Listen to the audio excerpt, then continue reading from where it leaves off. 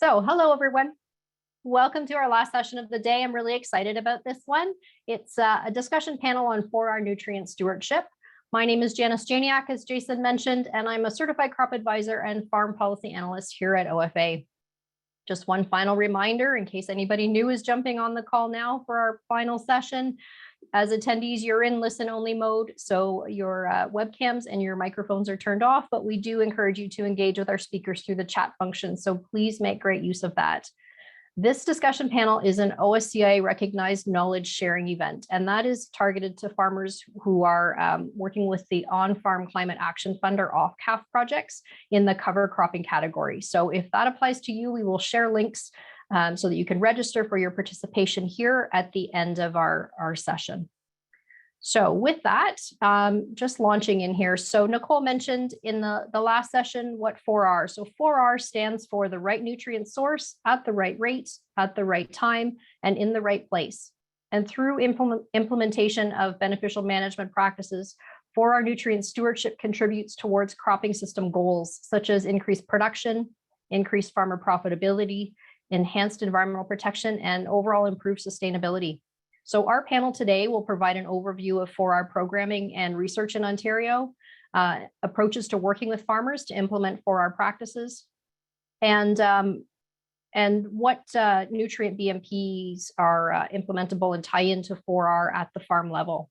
So these panelists bring really great talent. We could have an entire day-long session with each of them and still not learn everything that they have to share, but we will do our best to glean what we can from them in the short time that we have together.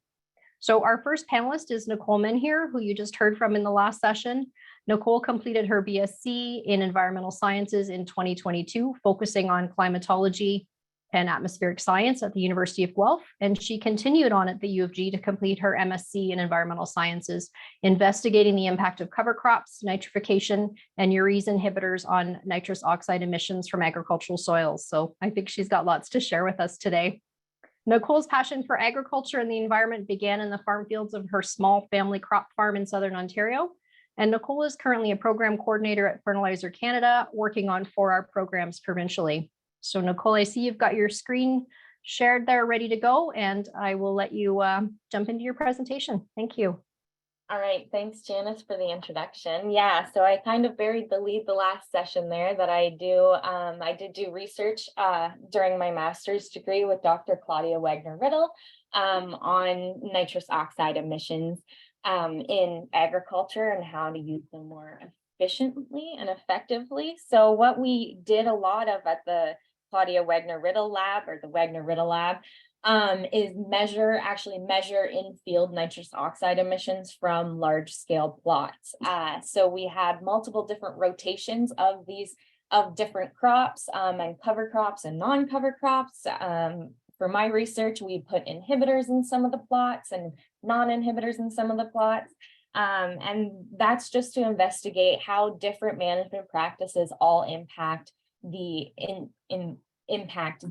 nitrous oxide emissions, or how much nitrous oxide is being emitted from the soil from agricultural practices. So I wanted to give a little background of why the 4Rs and nitrous oxide emissions go together and kind of go hand in hand. So I have this, I know it looks like a lot, but basically in green on the left, we have different types of nitrogen, or different types of nitrogen fertilizer, and these are all different types of nitrogen that we can add to the soil. And then on the right hand side here, we can see all the different ways that these types of nitrogen can be lost from the soil. And along the middle in black are just the different forms that nitrogen kind of transforms into as it goes through the nitrogen cycle with the soil, or in the soil with all that, the lovely microbes that do these processes. So so fertilizer is basically any other nitrogen that's in the soil, whether that be crop residue nitrogen that's left over. So any nitrogen is going to face these types of losses. And so that's why it's really important that any nitrogen we're putting into the soil, we're making sure we're doing it with the right type rate place, and time to make sure we can reduce these losses that are on the right-hand side here. Now I'll give a less conceptual view of the nitrogen cycle and how fertilizers impact nitrogen losses from agricultural soils. So we industrially fix nitrogen into commercial fertilizers, and that gets added to our soils in many different forms, like I mentioned on the last slide there. We can add it as urea, ammonium. There's lots. And the big issue with urea, I'll start with that one, is it's can be easily lost through ammonia volatilization. I'm sure we're all aware of the risks of using anhydrous ammonia in our fields and how that needs to be taken care of, although I know it's less used in southern Ontario and more in the prairies, but it is a risky nutrient to work with, as it is a gas, and it is readily lost to the atmosphere as ammonia. So that's why we add things like urease inhibitors or polymer coated urea. Wow, PCUs, that was hard. And basically those so urease inhibitors biologically slow that reaction, this volatilization reaction. It doesn't slow volatilization, but it slows the urea turning into ammonia, which can be lost as volatilization. The polymer coated urea, got it that time, that actually controls the release of the urea into the soil environment, which can slow volatilization, and in turn both the urea inhibitor and polymer coated urea can increase nutrient use efficiency in the crop, because you're increasing that window that nitrogen is available in the soil. The same goes for nitrification inhibitors. We can lose nitrogen the other way as well. We can lose it through the soil and into our groundwater through nitrate leaching. Now, I'm sure we've heard a lot about nitrate leaching and all the goods that cover crops can do to reduce nitrogen leaching. And there have been a lot of studies that have shown, even in the Claudia Wagner-Riddle lab, that cover crops can reduce nitrate leaching from soils when they're well established. But if we add nitrification inhibitors, that slows the conversion from ammonium to nitrate. And basically it does the same thing that polymer coated urea would do, but it does it chemically. It slows that reaction down, which extends the window for the plant uptake to occur of that nitrate. And nitrate is so nice because that is one of the forms that nitrogen can be available to be taken up by the plant. Otherwise, it can be, again, lost through leaching, or before it turns into nitrate, it could be lost through volatilization. Finally, the last way that we can lose nitrogen from the agricultural soil system is through denitrification. And this is probably what everybody's been hearing about lately, is the reducing nitrous oxide emissions from fertilizer use in agricultural soils. And that is this process here. It's the oxidation of nitrate into nitrous oxide, and nitrous oxide is a very scary greenhouse gas. It has about 300 times the heat trapping capacity of carbon dioxide. And so we really want to reduce denitrification and the production of nitrous oxides in our soils. Now, I could talk to you guys all day about denitrification and how we can reduce nitrous oxide emissions, but I'm going to focus on the 4 R's because that's part of our initiative at Fertilizer Canada. So the 4 R's in Ontario, I'm just going to skip this one. The growers in Ontario are already very aware of the concept of the 4 R's, and a lot of them are already practicing the 4 R's in Ontario, which is amazing because when we use the 4 R's, we can reduce losses of nitrogen from the soil by not overflowing the system of the nitrogen that's available and can be easily lost when it is available to be lost. If that makes sense there. Basically, I'll go back couple slides. Okay, so basically, if we have floods of nitrate in the soil when the plant can't uptake it, we'll have excess nitrate, which can be lost through the leaching and denitrification of nitrate. Now, we have that polymer-coated urea and nitrification inhibitors and urease inhibitors, and those in the beginning of the cycle slow the rate of nitrate that's available for the plant to uptake it. But if we over-apply fertilizers, if we apply them at the wrong time, the wrong type, we might actually increase the losses of nitrogen from the soil, which is why the 4 Rs were kind of conceptualized, I can't remember how many years ago, and which is why Fertilizer Canada has our 4R initiative, and we have our fertilizer use survey, which is, I kind of went through all this information earlier, but our fertilizer use survey aims to understand 4R practices on the ground. And so hopefully in the future, we can use the data from our fertilizer use survey to quantify the reduction of nitrous oxide emissions from these 4R practices on the ground. That's kind of the hope behind the survey, is that we can, one, show the government that farmers and agronomists are doing 4Rs and they are putting in the work to conserve fertilizer and not use it ineffectively in ways where it would be lost to the environment. But they're also, but we can also use this data to improve modeling and see how these 4R practices and conservation practices can reduce those nitrogen losses. And now I believe Janice may have shared our link to our fertilizer use survey. I just have it up on the slide here.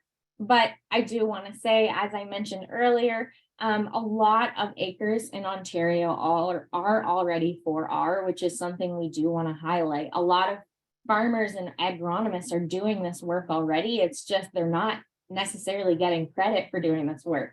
And that kind of, and yeah, and in our 2021 report, we found that 68% of corn acres in Ontario were already following basic 4R principles, which was an increase of 3.5% from 2020. But getting these growers and agronomists, or giving them credit for the work that they're doing and the practices that they're using, kind of brings us into the 4R nutrient stewardship certification program in Ontario. And this program is, we have third-party auditors that go to 4R certified retailer sites, and they go through auditing processes to make sure that the advice they're giving and the acres that they're applying fertilizer to are actually 4R acres. And we have lots of benefits for our certified retailers. We have ways that we can connect growers to 4R certified retailers, as this is becoming a higher interest for growers in Ontario, and many other benefits, as well as free pre-audits and such. So that's kind of walking you through nitrous oxide emissions in agriculture and where that led us to the 4Rs. So thanks, Janice, for giving me the time to talk today. And I'm happy to answer any questions. Thanks, Nicole. That gave us a really great overview, exactly what we were looking for. We do have a question coming in the chat for you, but we're going to leave all of our questions for the panel later on, and we'll handle those as a discussion group. So next, I'm really pleased to introduce Deb Campbell, our next panelist. Deb is a well-known and well-respected independent certified crop advisor. Agronomy Advantage, Inc. was launched in March of 2012 and provides independent agronomy services in central and Midwestern Ontario. Deb and her team provide new and innovative crop solutions for farm businesses focused on increasing farm profitability. Deb is past chair of the CCA board, co-chair of the Soil Action Group, and chair of Grey Bruce Farmers Week. She holds her 4R nutrient management specialty designation and was advising clients on nutrient stewardship well before the certification came to be.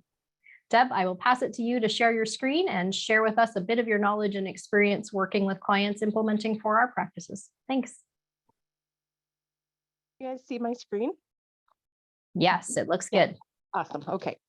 Thank you for the invitation, Janice. I really appreciate being included in your research day today. And my name's Deb Campbell, and I live and work just outside of Dundalk, and I do direct consulting to growers at the farm level. And we have a team of 4 agronomists here and some summer students as well to help us get all the work done that we're doing here. So with that, I just thought I'd walk through a little bit of a scenario of our approach in the marketplace to achieving 4R with some of our clients. The 4R practices are incredibly valuable on farm, increased profitability, nutrient use efficiency, environmental benefits. It really is a win-win scenario and nicely wrapped up in the 4R bundle. So it is something that we live by daily, working with producers. And, here's a picture of a landscape out there that I think we could all, have seen some version of this, where we have eroded hilltops, beautiful depressions with deep, dark soil, a bit crumbly and poorer texture on those hilltops, things like that. So this soil variability that happens across the landscape, that has developed over time. And I look at that as an opportunity for producers to manage their soils differently, more effectively, more profitably at the end of the day. So we've taken on a process, we've increased our footprint for precision ag over the last 4 years, and the last 2 years especially, it's ramping up very quickly, the adoption of precision ag. And we've done it through the SWOT mapping process. There's all kinds of processes on the market today. Producers could use SWOT maps, for example, as their foundation layer. They could be using soil optics. They could be using their yield map history, satellite imagery. There's lots of different ways to develop those foundation layers. And when I say foundation layers, what I'm looking for is a template that's reliable, repeatable, and that can get us to zone management, that those zones are reliable, and that we can manage them effectively. So my process has been to build this from the ground up, from the soil up, and develop my zones based on soil zones that are in the field or in the landscape that the producer's managing. So the SWOT maps are derived from multiple layers all being combined. Topography, electrical conductivity, elevation, organic matter are all combined together to develop this SWOT map template. And, we color code it just to keep it simple. And, our green zones are high organic matter zones, our moisture holding zones, deeper topsoil zones, and our red zones at the opposite end of the scale tend to be droughttier soils, hilltops, eroded knolls, sands, those sorts of things. And you can, imagine the soil characteristics that come with each one of those different soil types, and then a gradient from zones 1 through to zone 10. So it puts it into a really nice template that we can communicate with the grower about what we're trying to achieve, and put it into motion effectively as well. And, you can picture, we follow the next step after developing these maps is soil sampling, because it all starts with the soil. So sometimes we'll combine some of the zones together. But, those eroded knolls, this zone 1 tends to be a pretty typical profile that we might see with a shallow topsoil layer. And then we get into those zone 10s, those green zones, those deep topsoil zones, and we get that much deeper and darker soil texture happening there. And we can see that right from the soil collection phase. We won't always see this big of a contrast from the topography in the soil, but it's not atypical either. So we want to be able to benefit from this as much as possible. Yeah, we know we have some challenges in this type of soil. We know we have some amazing opportunities in the dark soils, but how do we put that into motion and capitalize on all of it? So here's just a great day. I consider this a great day out in the field mapping. I would do this every day, all day. And we can run the mapping tool. Basically, it's just a Can-Am with a box on the back that is doing all the different readings that we're looking for from the soil. It's projecting waves into the soil to about 1.5 meters deep, and then collecting them as they bounce back. And all of that is connected cellularly to the cloud every minute that we're driving. And so we have our maps almost instantly when we finish the field. So again, trying to keep it simple and easy, and moving along, because one of the challenges that I'm sure you guys are aware of with precision ag is that it can be complex, and that in itself can be a bit of a barrier for uptake. So getting to these advanced mapping layers, essentially this is an output layer that we would get from this, and it's showing us our variability in the soil across the landscape, our zones, our topography, our little hollows, nooks and crannies across the landscape. And then we can come in and soil sample as well. And what I really like about this as well is that it also gives us our concentrated areas of surface water flow. So if we have those heavy rains and we have some saturated soil, I have a pretty good idea based on that landscape exactly where we're going to see some of those runoff areas, where we're going to see some of the ponding areas. And that really comes into play, on how we're managing cover crops, on how we're managing crop density populations, and then also how we're managing excuse me, surface drainage, and even how we're managing some of our nitrogen emissions losses. You can imagine on a landscape like this, we have a significant amount of water flowing right to this point here. It would take some fairly significant drainage to be able to take large volumes of water that could accumulate in a very short time frame off that from ponding off that landscape. And then also, if we're going to have saturated soils, this zone right here would be a critical area for a nitrification inhibitor, for example, to help reduce some of the denitrification that may in fact happen in those conditions. So we can use this template, this footprint that we create from this mapping for a lot of different purposes. Obviously I'm using it for crop management, fertility management, but there's certainly some environmental benefits to doing some of that as well.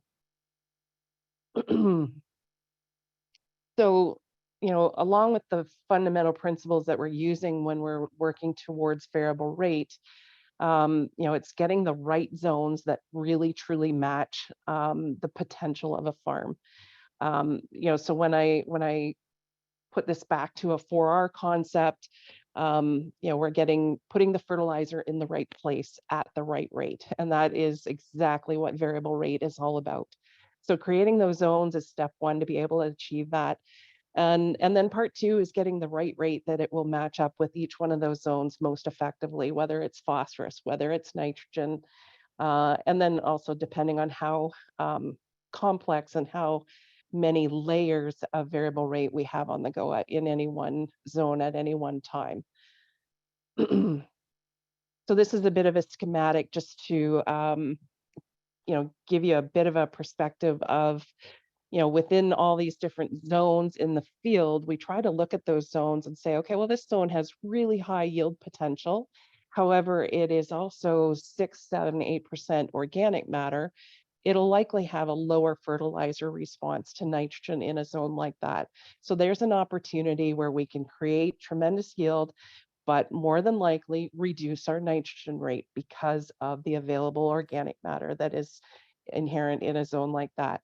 And then you might contrast that with an area that has, really low yield potential. I should quantify that, if we're targeting a 200 bushel corn crop, for example, and we have a dry zone that runs out of moisture at some point in time, perhaps that's a lower yielding zone. Does it have high fertility already?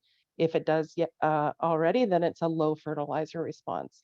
If it has low fertility, then there's probably still a high fertility response. So again, we can customize the approach to fertility based on the characteristics and the yield potential of some of these zones that we're mapping. So there's a lot going on here. I'll break it down for you a little bit. So this is that same field that I showed you. You know, we come in and we take our soil tests in our various zones. So we have our pH, our organic matter, cation exchange capacity. So all those fundamental characteristics that we want to be able to measure. And you know, the traditional nutrients as well that we're capturing for phosphorus and potassium, for example. And you can see here on this farm, we have solid phosphorus levels, you know, medium to high, and then also incredibly yield limiting potassium levels on this farm. And quite honestly, these are maybe dramatically low, but we have some serious challenges in potassium levels in Ontario soils. They just keep dropping at a very rapid pace as these yields continue to go up. So it's been quite a challenge, I think, for many of us to keep pace with a nutrient like potassium. But again, this provides us a footprint that we can track yield by zone as a way of, you know, establishing a bank account to be able to do crop removal, matching at the very least crop removal according to zone for some of these nutrients. But what I wanted to show here is, you know, making variable rate and precision ag fairly easy for producers. I think that really is a critical goal in achieving precision ag management on farm in terms of variable rate inputs. You know, the more complicated and you know, scientific, and you know, we really need to be able to bring this down into more layman's terms, and you know, not that there isn't a tremendous skill level on farm, but this isn't really something that producers focus on a day-to-day basis. So bringing it down in terms of zones and yield goal by zone, for example, and then we can map out and match out our nitrogen applications based on those potential yield goals. And that's just using, you know, one parameter of yield goal by zone. And there's certainly more that we can massage those nitrogen rates with as we go. But just to keep it simple for the point of this talk, so what I've done here is across all these different zones, built out a yield goal by zone, and we're looking to get a 200 bushel yield off of this 145 acre farm. And that's fairly realistic. I think that's quite a realistic yield goal for this producer. So that's, you know, part of step one is making sure our yield goals are actually in line with, you know, somewhat in line with reality. We do want to have some stretch in there though as well. And then building out the potential targeted nitrogen rates to go with that. And so what I've typically done, and this, you know, certainly works well on this farm, is our zones 1 to 3, these reds and oranges, tend to be that, you know, good yielding, but also highly responsive to fertility. So in this zone on the east end of this farm, we're using about 1 pound of nitrogen per bushel of yield goal. So we need a little bit more there to get the same amount of yield, or, you know, maybe in some cases slightly less yield.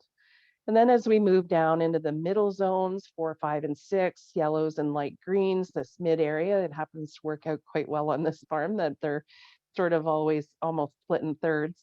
You know, this is a little bit more organic matter in this zones. The soil is healthier in this zone. It's awfully tight at this end of the farm, and we're working on trying to remediate that.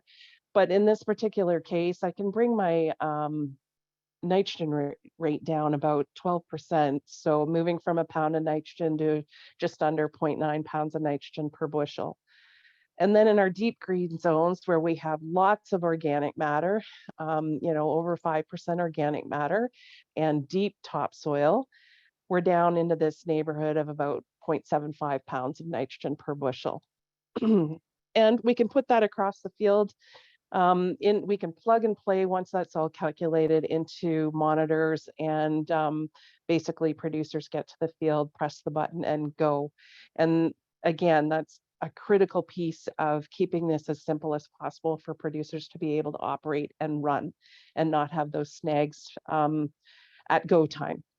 So there's an example, a typical example of how we're building out these strategies to, not only match our rate by farm, but match our rate within zones within a farm and dial it in just that little bit better. And ultimately, the goal here would be to make them more profitable at the end of the day. So in this particular farm, following that strategy that I laid out here, we had our yield goals. These were the acres that matched each of those zone levels. The decreasing N rate as we went across those zones, just using UAN or 28% as an example of a product. Our total UAN, 8,460 gallons to make 29,000 bushels of corn. If I was to approach this farm knowing absolutely nothing, and the grower said to me, Deb, I'm looking for 200 bushels of corn, how much N do I need? Ballpark, I'm just taking a random number. I'm going to say around 180 pounds of nitrogen. Let's start there, knowing nothing else. So we had that 200 bushel yield goal, 180 pounds of N flat rate, so that's 60 gallons. That's 8,659 gallons of UAN. And at 200 bushels on 143 acres, that's 28,000 bushels of corn. And it took 200 gallon more 28 to get there. And to me, this is the beauty of what we're trying to do spatially, so I mean, it's great if we can hit the nail on the head every time, field by field by field, or farm by farm by farm.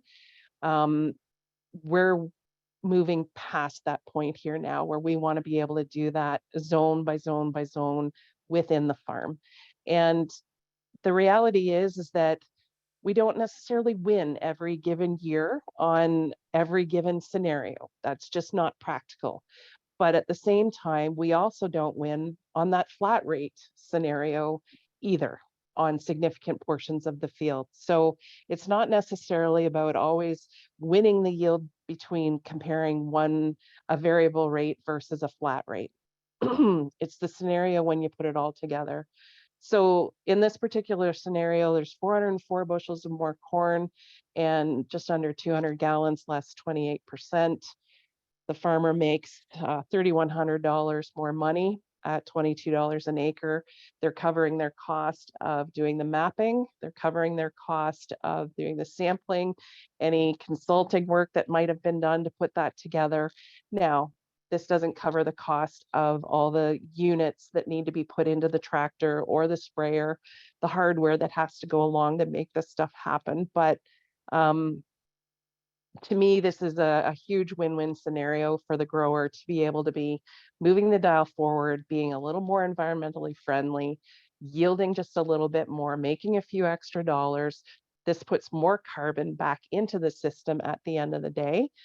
And that, I think, is pretty well what we're trying to aim for when it comes to these greenhouse gas emissions and overlapping that with our 4R techniques. This is a pretty rosy glasses scenario here, but it's not uncommon to be able to do this. And this is exactly what we're working towards within our variable rate scenarios on farm.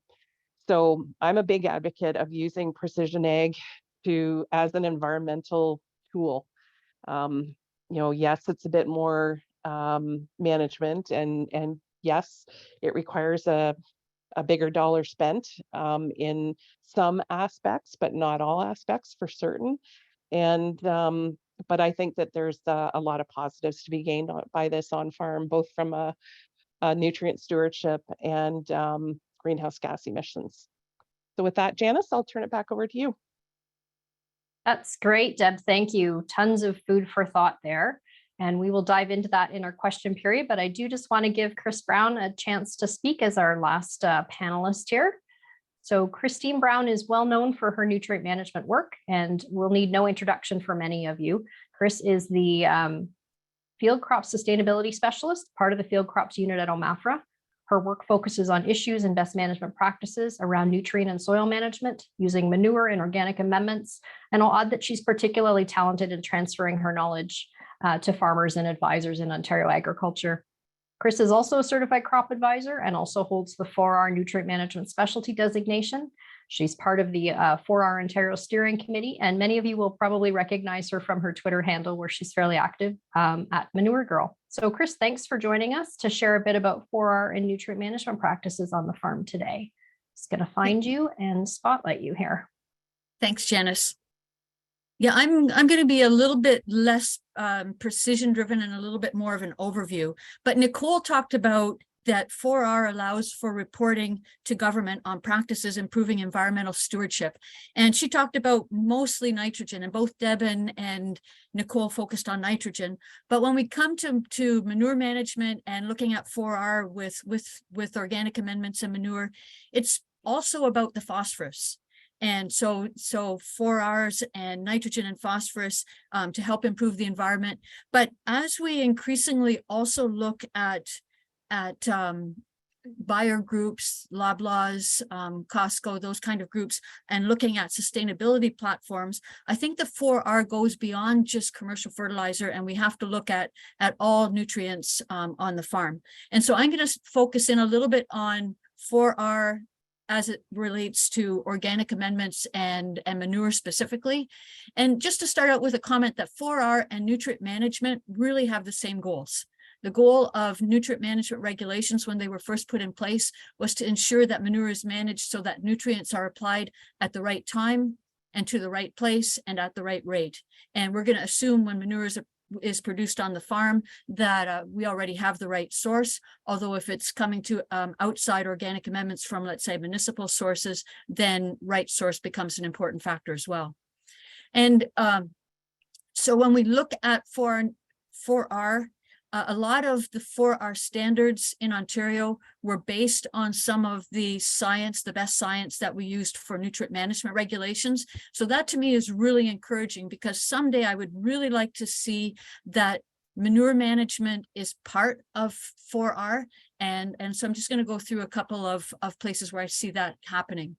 So when we talk about how and where does 4R fit with manure and manure nutrient management plans, nutrient management planning for livestock looks at how much manure is produced, because if we know how much is produced, then we have an idea of how much land base we're going to need.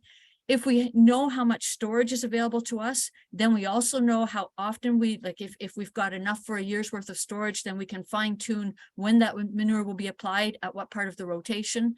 That will also give us an idea of how many acres will the manure be applied to if it's applied once in the year or more often at different crops in the rotation. It also helps us to determine, okay, if I've got a crop rotation where I've got wheat and I've got corn and I've got forages, then I have different opportunities to apply that manure. And then the timing of application, of course, using the 4R standards. So where we have 4R guidelines in place, it often helps us to do a better job of planning when and where that manure is going to be applied. And some of the BMPs that we talk about for manure nutrient management specifically, when we talk about the right rate, it's not just one rate, it's also looking at how is it applied, uniform application with manure. Deb talked a lot about precision and about the fine details and getting down to pounds per acre. I'm going to say with manure management, we're not quite there yet.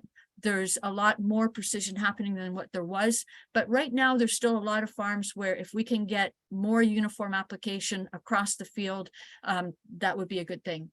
Frequent analysis, knowing what we've got. It's not like a fertilizer analysis where it's given a very specific and accurate amount per acre. With manure, there's more variability.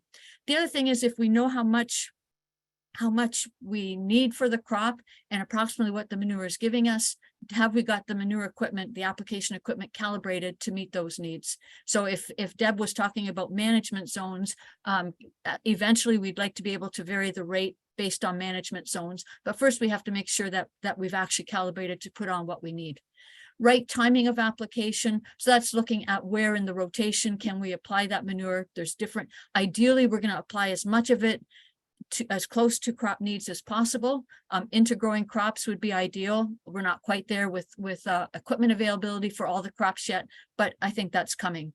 The right field. So right field, a lot of times that means fields that are not right beside the manure storage because they're already high in fertility. So selecting the fields that need the nutrients, also selecting fields where the conditions are right. So for example, if conditions are a little bit wet and we're causing some compaction potential, then maybe we go to the lighter fields first. And then right place, we look at incorporation. Do we have the capacity to incorporate? If we're incorporating, what is our rate? We don't want to get so much volume in a narrow band that we're going to cause nutrients to run into tile or to run off. And then right storage is another one, just because it ensures that we've got the capacity and potentially there's some strategies that can help prevent emissions. All of these, though, we're looking not only at nitrogen, we're also looking at phosphorus, with the intent that the better job we do at maximizing the utilization of the nutrients from manure, the better our use of commercial fertilizers and reducing the use of fertilizers in general. So how and where does 4R fit? This is just a reality check. In most cases, most of the fields that get manure are still going to need some commercial fertilizer. We generally would recommend that only a portion of the nitrogen, especially, but the nutrients that come from manure are coming just from manure for crops. So with corn, for example, and liquid manure, we would recommend that somewhere between 2/3 and 3/4 of that nitrogen comes from manure, and the rest would come from commercial nitrogen sources. The other reality is that nutrient management plans, the information in them is often not shared with retail. So the people that are making the fertilizer recommendations across the counter don't always know what the nutrients that have already been added with the manure are. I think 4R has a greater role in reporting those acres with nutrients applied using those 4R standards. They really could include horticulture and manure if we made a little bit more effort into incorporating that. The 4R retail collaboration with nutrient management consultants, I see that as a path forward so that we can report more acres that are, because a lot of farms that get manure application are already using 4R strategies and 4R principles. Wouldn't it be nice if we could include those in the acres that are reported? The other thing that 4R and adding manure and adding organic amendments from outside sources, it would mean that nutrient management right now is very targeted at farms that are greater than 300 nutrient units or farms that have a nutrient management strategy, where with 4R, it's more like a nutrient is a nutrient is a nutrient, regardless of what the form of that nutrient. And so all farmers basically get treated the same where we're using 4R principles or 4R nutrient stewardship. And then the other thing, and I kind of mentioned this already, that this incorporation of horticulture and manure with 4R would mean more positive messaging for sustainability platforms. So that, in a nutshell, is just what I wanted to just cover in the nutrient management aspect of 4R, and I'm going to turn it back over to Janice. Thanks, Chris. And my fear has been a little bit realized here, in the sense that you all have so much to share with us, and we've only been able to just catch the tiniest bit of the iceberg. But we're going to run a little bit over time, but I do want to just thank each of you for sharing your knowledge, and just give you a chance to respond to sort of one general question around the table here, if we can do that. And I'll apologize ahead of time that we're going to run a bit over. So for those who do have to jump off, I'll ask Owen, just while we're wrapping up with a question here, if you can share the QR code, the slide that has the QR code for our knowledge sharing event. And I'm going to pop that information into the chat. And I just would like to know from each of you, we've talked about, so 4R, there's a certification program. We know in Ontario that's delivered through retailers. Nicole mentioned how we also know there's, and each of you did as well, that there are 4R practices happening across the countryside that we're not necessarily capturing in that program. Deb, you gave us an awesome example of, how 4R is such a basis and you can build upon it and do so many more things to be efficient on the farm and be productive, increasing profitability. And Chris, I love the aspect of, a nutrient is a nutrient, right? It doesn't matter if it's a commercial fertilizer source or if it's an organic source, we need to be capturing all of those pieces in 4R. So knowing that we're not capturing all of this, and yet we have opportunities for 4R in Ontario, would just love to hear from each of you, what do you see as the key opportunity here, or what can we do to sort of better capture what farmers are doing with respect to 4R and implementing 4R related best management practices around the countryside? And maybe Nicole, I'll start with you just because you were our first speaker, if you want to kick us off, and then we'll just rotate through the group here quickly. Yeah, that's a great question. It's kind of a tough one because, I think obviously I'm going to say the fertilizer use survey because I have to plug the fertilizer use survey, and that is our biggest initiative that tries to encapsulate 4R practices in Southern Ontario. But we also do have 4R acres that are reported to us by agronomists and growers. So if you're working with a 4R certified retailer as a grower, they do report aggregated total acres to us so that we have a bit of information about the total acres and what crops are 4R in Ontario. But as for improving this, I would say maybe some ways to facilitate conversations between growers and agronomists on exactly what is 4R and what consists of 4R acre. Thanks for that. And on that note, I'm going to go to you next, Deb. Yeah, I think, I think because the adoption is so high in Ontario and, the concepts have been very well received and embraced, really put into action. It's almost moved even past past a certification. It's almost just, I wonder if it isn't just a self-declaration. We do a process on the soil health side called a farmland health checkup. I think there's room that producers could do a 4R checkup or something along those lines, that they say, yes, I am using the right source. Yes, I've dialed in the right rate using these 3 tools, whatever. To make some of these things work, I'm a big believer in the keep it simple method, and making things really complex is a real barrier to adoption. And if 68% of growers are saying that they're already using these practices, figuring out a way that's really unintrusive for them to declare those practices, I think would be quite beneficial for everybody. It's a real winning story, in my opinion. You've all demonstrated that in your presentations today. Chris, your thoughts? Yeah, I agree with Deb's comments, but I'm just going to, instead of just messaging to growers and to agronomists like Nicole suggested, I would say we also need to message to the general public, because if we've got 68% of farmers that are already doing most, and I'm not going to say there isn't room for improvement, because there is, as we learn more technology and as we get more equipment options and more technology options.